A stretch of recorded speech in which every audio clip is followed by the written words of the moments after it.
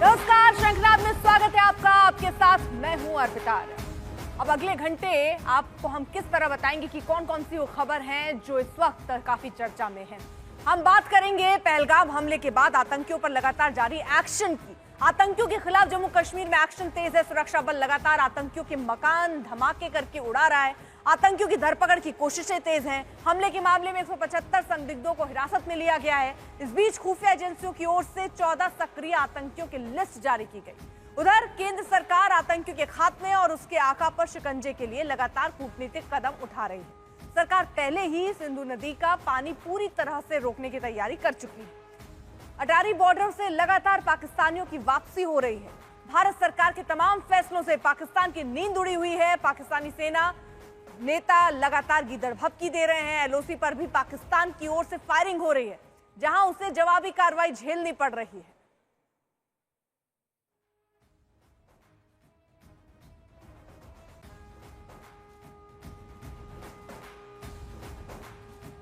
सबसे पहले आपको दिखाते हैं पहलगाम आतंकी हमले का एक नया वीडियो। इस नए वीडियो में आतंकी गोली मारते दिख रहा है।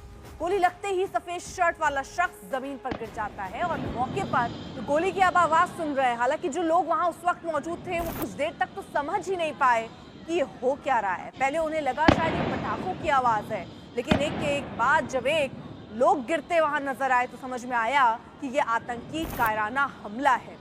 पहलगाम में 28 लोगों की जान लेने वाले आतंकियों की तलाश जारी है। लगातार सर्च ऑपरेशन चलाया जा रहा है। आतंकियों की धरपकड़ की तमाम कोशिशें हो रही हैं। इस बीच हमले में शामिल आतंकियों पर सुरक्षा बलों का प्रहार भी जारी है। पहलगाम हमले के बाद भारतीय सेना का सर्च और आतंकियों के ठिकानों को धमाका कर उड़ाने की कार्रवाई भी जारी है। भारतीय सेना एक एक करके आतंकी ठिकानों को ढूंढ ढूंढ कर तबाह कर रही है। पहलगाम आतंकी हमले का बदला लेने के लिए सख्त एक्शन है। इसी कड़ी में 3 और आतंकी के ठिकानों को आईडी से उड़ा दिया गया। शोपिया, कुलगांव और पुलवामा में आतंकियों के घर ध्वस्त किए गए।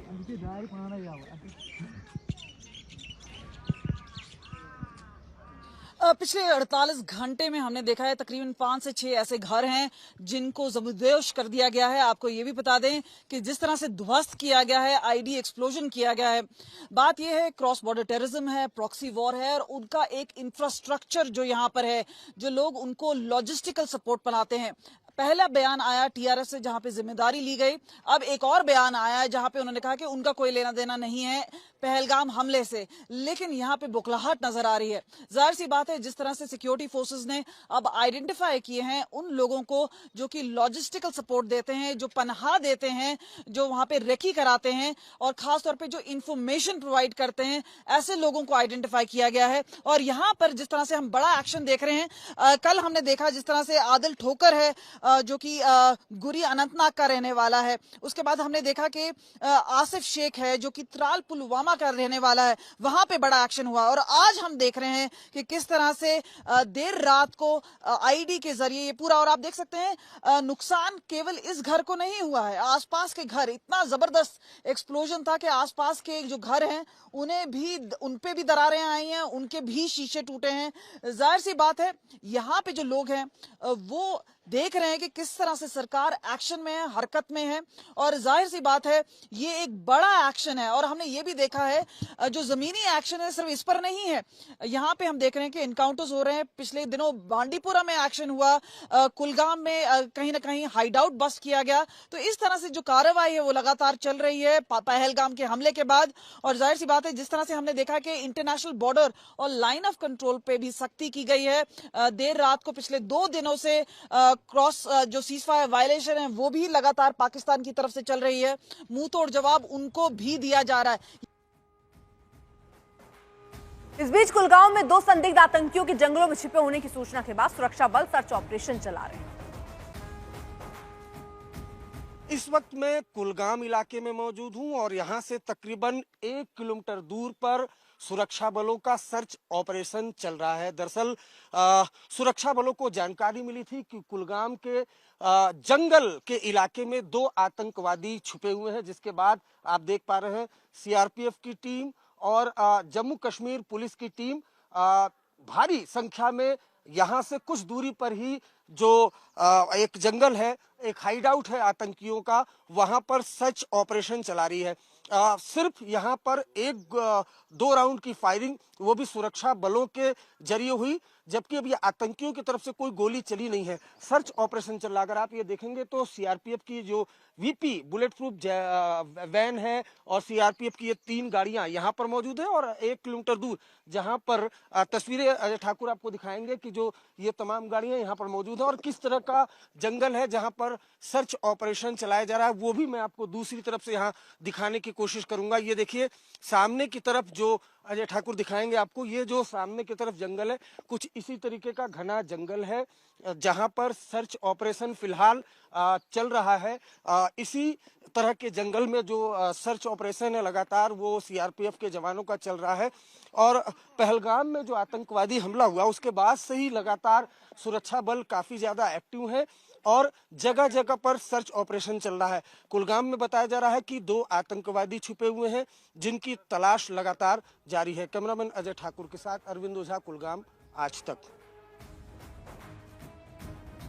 आतंकी हमले के बाद लगातार एक्शन जारी है, लेकिन पहलगाम में हुए हमले ने वहां पर्यटकों को पूरी तरह से डरा दिया है। पर्यटन विभाग जो है वो ठप होता हुआ नजर आ रहा है। पहलगाम के हर एक टूरिस्ट प्लेस पर सन्नाटा है। पर्यटक व्यवसाय से जुड़े लोग जो पर्यटन व्यवसाय से हैं वो इस समय दुखी हैं। पहलगाम टेरर अटैक का असर सिर्फ पहलगाम मेन टाउन पे नहीं हुआ है। पहलगाम, जिसे हम बार बार कह रहे हैं, बहुत बड़ा है और शायद घाटी की बात करें तो सबसे बड़ा टूरिस्ट डेस्टिनेशन। इस वक्त आज तक की टीम वो पहला मीडिया क्रू है जो पहुंचा है आड़ू वैली। आड़ू वैली मेन टाउन पहलगाम से तकरीबन 8 से 10 किलोमीटर दूर है और बहुत ज्यादा खूबसूरत है। पहलगाम अपने में ही बहुत खूबसूरत है, लेकिन पहलगाम के अंदर अगर कोई खूबसूरत जगह है वो है आड़ू वैली। पहले आपको इस जगह की खूबसूरती दिखाते हैं।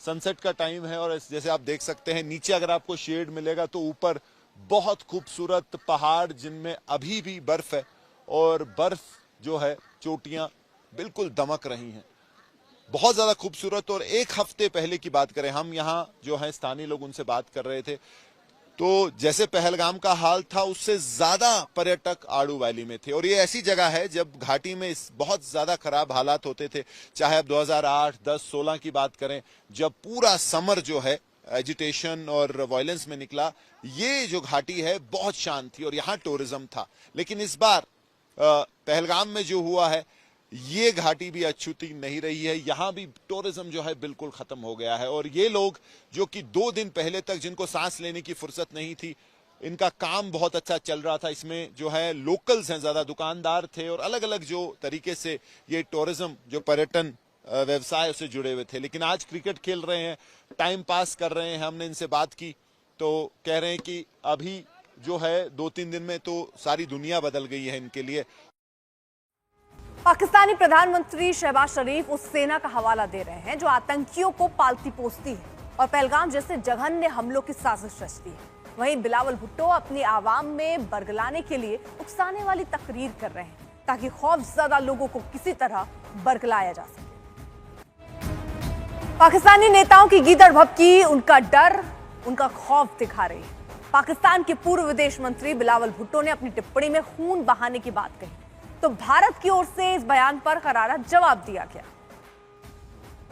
पहलगाम में इंसिडेंट हुआ, इंसिडेंट नहीं है, it is a terrorist attack. इसमें किसी को गलतफहमी नहीं होनी चाहिए। पाकिस्तान विल हैव टू पे अ वेरी हैवी प्राइस और अभी तो ये शुरुआत हुई है, क्योंकि ये जो टेररिस्ट होते हैं they take away the most fundamental right, human right, which is the right to life. And I think Pakistan is not just a rogue state, it is a country in terminal decline. उसकी बुद्धि, उसने कहा कि पानी नहीं मिलेगा तो खून बहाएगा, तो उसको बोलो यार अपना खून जाके कहीं छलांग मार ले। इसके यार पानी में नहीं मिलेगा तो कहाँ छलांग भी कहाँ मारेगा। छोड़िए बेवकूफ़ी की स्टेटमेंट। पाकिस्तान एक हताश देश है और उनके पास आतंक फैलाने के अलावा कोई और प्राथमिकता नहीं है। दुर्भाग्य है विश्व का कि ऐसे नेता, राजनीतिक नेता, किसी भी देश में ऐसे राजनीतिक नेता हो वो नुकसान ही करते हैं। मैं उसकी घोर निंदा करता हूं और मुझे पूरा विश्वास है कि पाकिस्तान के लोग भी इस प्रकार के बयानों से समर्थन करेंगे। बिलावल भुट्टो बिलबिला रहा है ऐसे भी पाकिस्तान में उसको जोकर ही समझते हैं लोग। जिस तरह की भाषा वो बोल रहा है, पहले भी नादानी में उसने बहुत सी बातें बोली, लेकिन अभी जब से हुक्का पानी पाकिस्तान का बंद हुआ है, हर पाकिस्तानी इसी तरह की धमकी दे रहा है। वो हाफिज सईद हो या बिलावल भुट्टो, या हो जनरल मुनीर, या हो शहबाज शरीफ, सबको मालूम है कि पाकिस्तान अब रेगिस्तान बनने वाला है। आतंकी हमले के बाद पाकिस्तान में दिख रही दहशत की वजह सिर्फ भारत सरकार की ओर से उठाए जा रहे सख्त कदम ही है, बल्कि पहलगाम में आतंकियों के खूनी खेल के बाद पूरी दुनिया भारत के साथ अभी खड़ी है, ये भी डर है। पाकिस्तान के खिलाफ लंदन में भी पाक उच्चायोग के सामने भारतीय समुदाय के लोगों ने प्रदर्शन किया और पहलगाम में हुए आतंकी हमले को लेकर अपना गुस्सा जाहिर किया। दुनिया भर से मिल रहे समर्थन के बीच भारत सरकार लगातार सख्त कदम उठा रही है। पाकिस्तानियों को भारत छोड़ने का आदेश दिया जा चुका है, जिसका असर अटारी बॉर्डर पर दिख भी रहा है।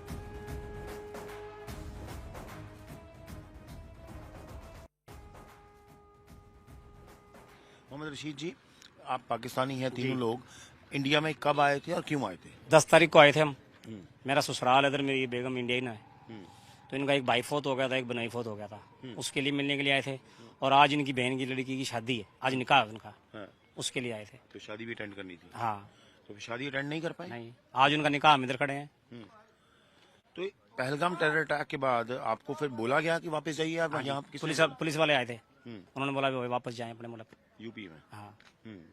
तो ये जो पहलगाम टेरर अटैक हुआ है, जिस तरह से लगातार आपने देखा कि अटैक्स होते हैं और इस अटैक में इनोसेंट टूरिस्टों को मारा गया, भारतीय टूरिस्टों को मारा गया, उसको आप कितना का आपको लगता है कि दुख है आप लोगों को एज ए पाकिस्तान? ये गलत है, बिल्कुल गलत है, चाहे कोई भी हो, चाहे हिंदू हो चाहे मुसलमान है, गलत है।